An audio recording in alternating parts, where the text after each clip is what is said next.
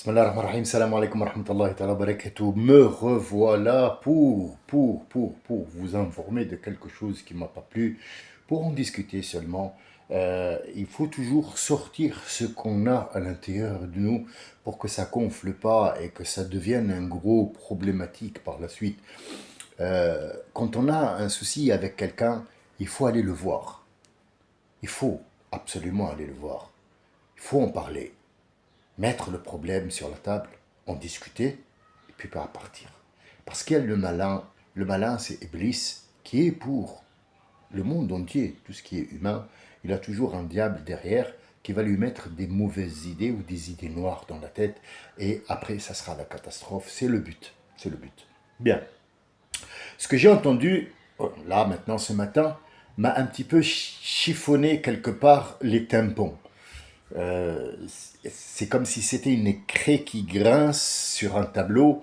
Et de ma part à moi, comme étant un citoyen français, j'en suis fier. Et je suis fier aussi d'être un musulman. Je suis fier aussi d'avoir des origines un petit peu mélangées. Je suis fier d'être un humain, tout simplement, avec un esprit civilisé et un esprit ouvert pour accepter l'idée des autres.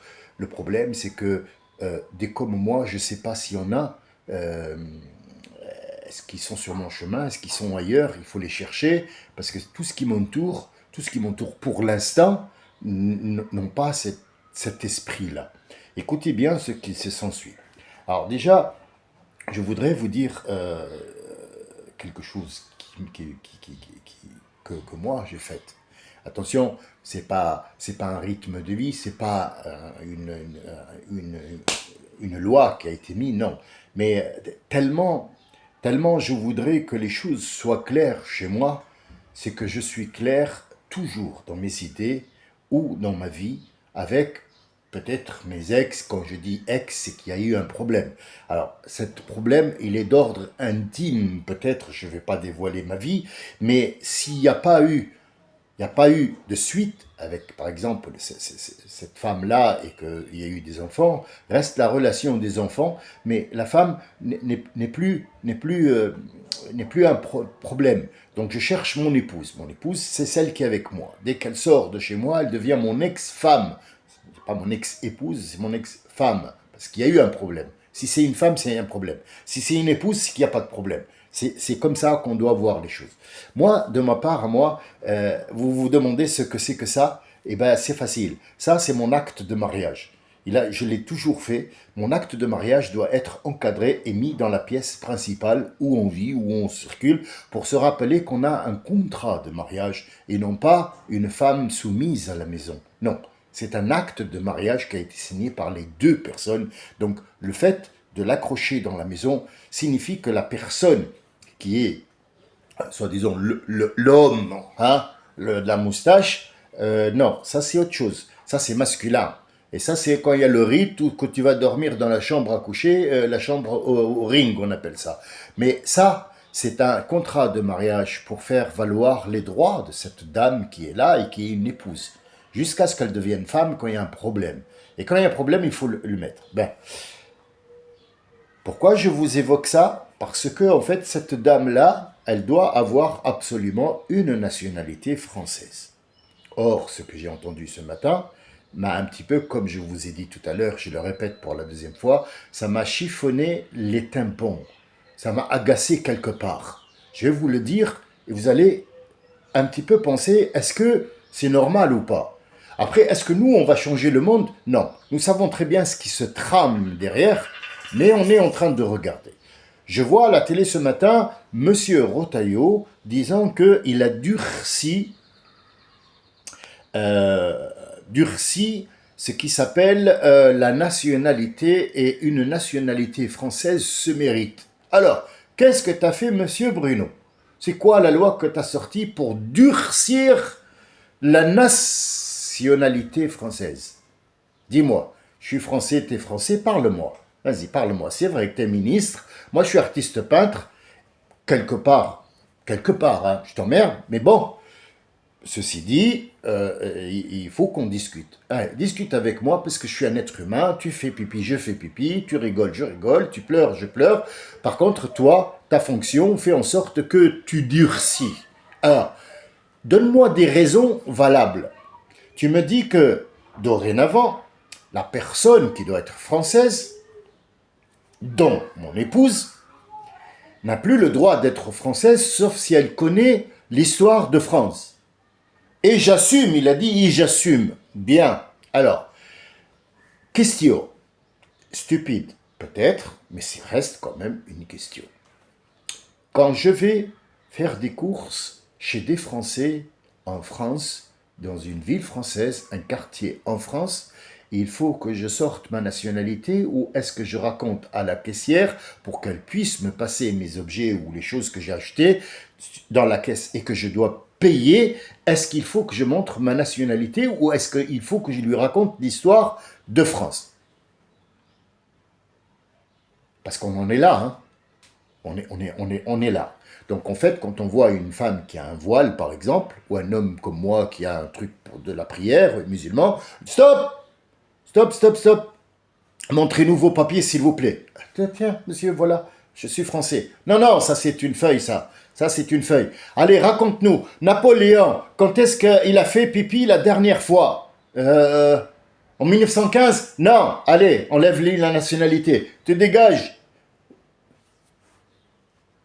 Peut-être que je l'ai fait en forme de sketch, mais croyez-moi, c'est une réalité. Si vous avez le moindre tact de réflexion, vous allez voir que ce que j'ai dit maintenant, qui peut faire rire ou pas, hein, je suis pas un comique, hein, je vous le dis tout de suite, il n'y a pas plus fat que moi. Mais qu'est-ce que c'est que ces conneries? Qu'est-ce que c'est que ces conneries? Disons que, bon, les étrangers, ils savent pas là, il n'y a pas de souci. Disons qu'on va maintenant chercher un jeune français de famille française qui est né sur 4 générations ici et qui s'appelle Dupont. On va l'appeler, on va lui dire « Donne-moi l'histoire de France ». Est-ce que vous croyez que cette personne, qui est de nationalité française, sur 4 générations, avec des parents français, blonds, enfin les Français ne sont pas blonds, on est bien d'accord, mais disons que moi je rajoute ça pour un petit peu durcir le truc, il est blond de chez Monsieur Blanc avec des yeux bleus. Dis-lui de te raconter l'histoire de France. Ou sinon tu lui enlèves la nationalité. Aussi. Raisonnable? Moi je le suis. Moi, je t'ai dit, Rotaillot, écoute-moi bien. Ce que tu es en train de faire là, c'est pas bon du tout. Ça veut dire que tu n'as pas gagné sur le plan de l'Algérie. En fait, tu n'as pas gagné sur l'Algérie. Tu as mis le RN parce que il vire vers le. Attention, hein, il faut savoir ça. Bon, moi, je suis pas un politicien, mais je vous dis tout de suite, c'est que il est de l'extrême droite. C'est-à-dire, il y a un profond racisme que vous pouvez entendre et voir. Le gars, on lui parle du monsieur qui a été tué, il l'appelle l'individu. Mais il a un nom, le monsieur. Chaque victime qui est morte, on peut nommer son nom à la télé. Il s'appelle Abou Bakr. Pourquoi tu le nommes? Oui, cet individu, alors, ça crève les yeux. C'est du racisme pur. Moi, la question que je me pose, c'est pas lui. Lui, c'est pas un problème pour moi. Mais où est le gouvernement? Est-ce que le gouvernement regarde ça? Est-ce qu'il est en train de regarder ce que cette personne-là fabrique? Est-ce que c'est logique tout ça, ce qui doit se faire?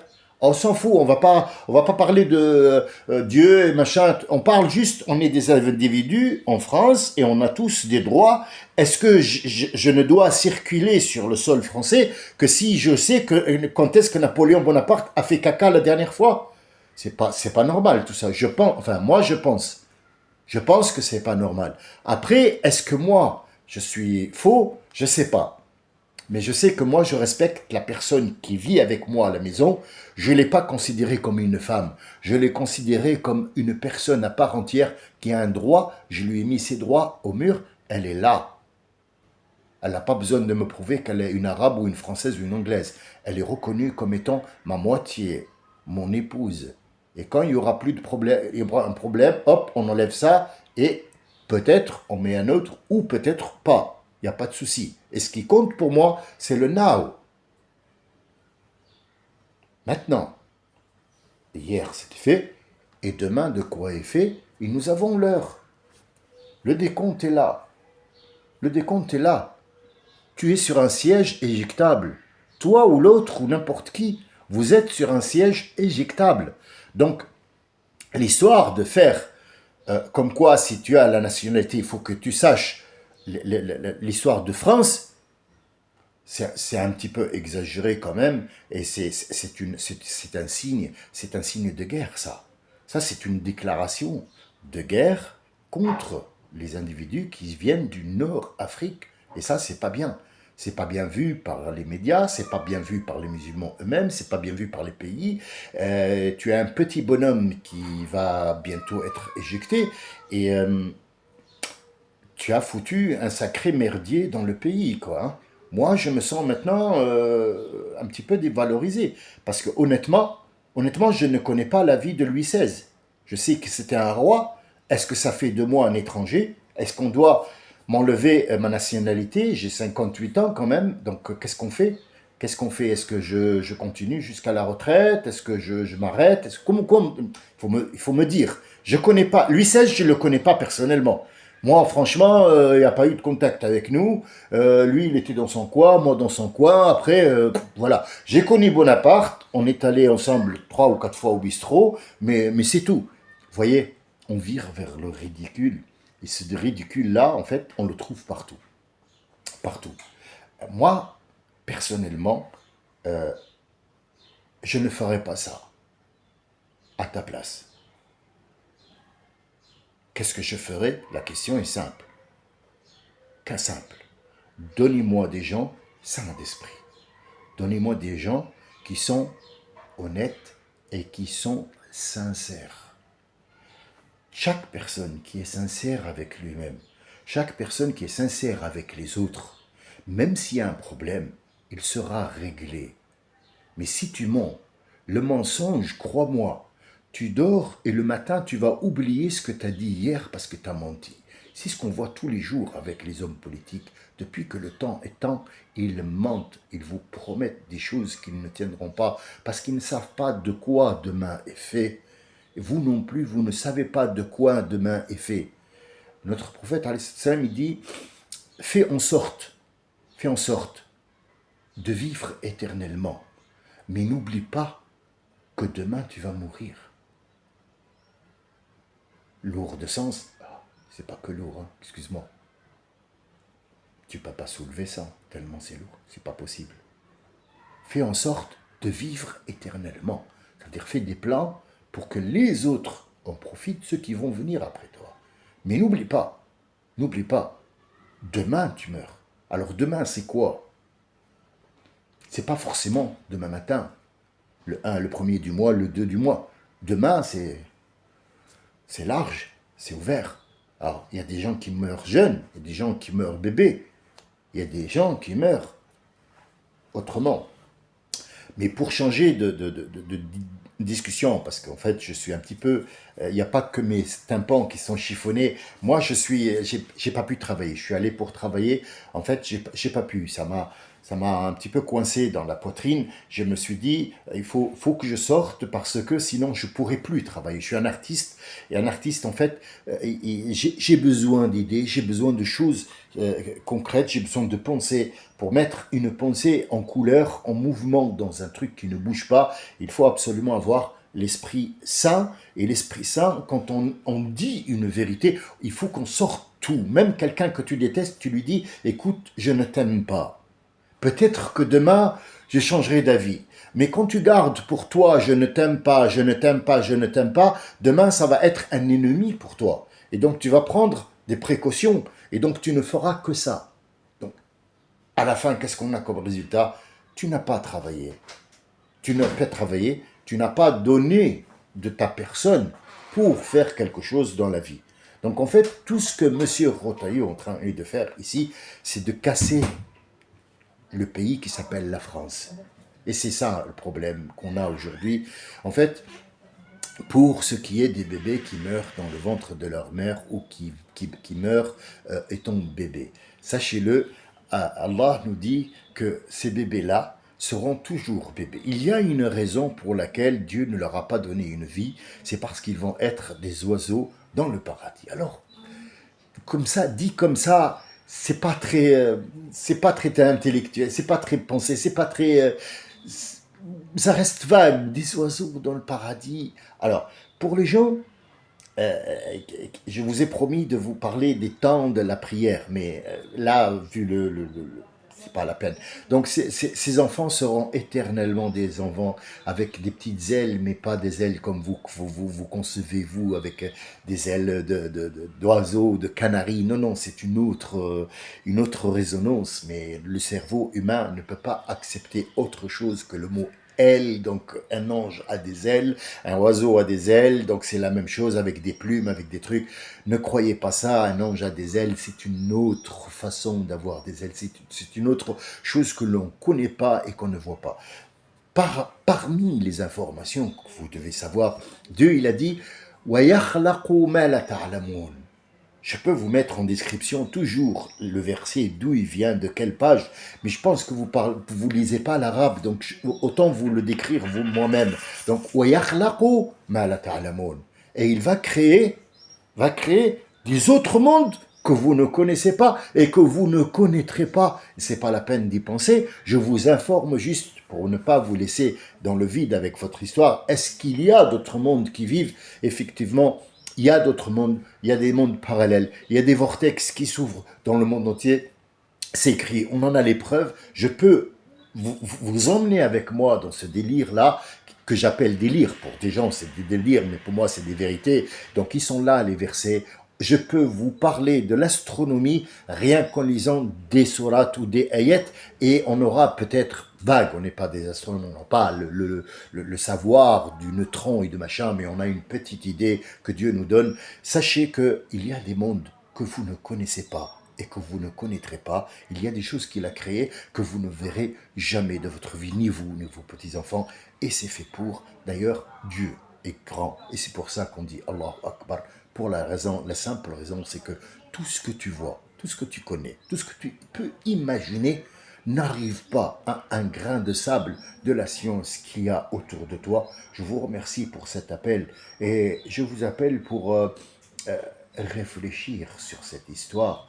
Est-ce que maintenant nous devons tous connaître l'histoire de France ou est-ce qu'on va tous être éjectés? C'est la question d'aujourd'hui. Je vous remercie de votre écoute et je vous dis peut-être peut-être à tout à l'heure pour continuer notre délire. Les autres l'appellent le délire. Moi, je l'appelle ça une promenade. Salam alaikum wa rahmatullah.